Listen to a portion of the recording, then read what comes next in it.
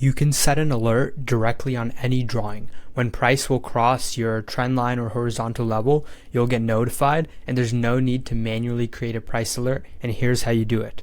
First, draw any level on your chart. It doesn't matter what it is, a trend line, horizontal line, channel, even a fib level works. Simply right-click the drawing, then click on Add Alert. Now the alert dialog box opens up, pre-filled, with the drawing as the condition. So let's change the trigger to crossing up, horizontal line, and once per bar, since it prevents false triggers from intrabar wicks, and notifications from the app, expiration, everything looks good. Let's just click create. Now, there's a big difference here, and that is that the alert is now automatically attached to the drawing.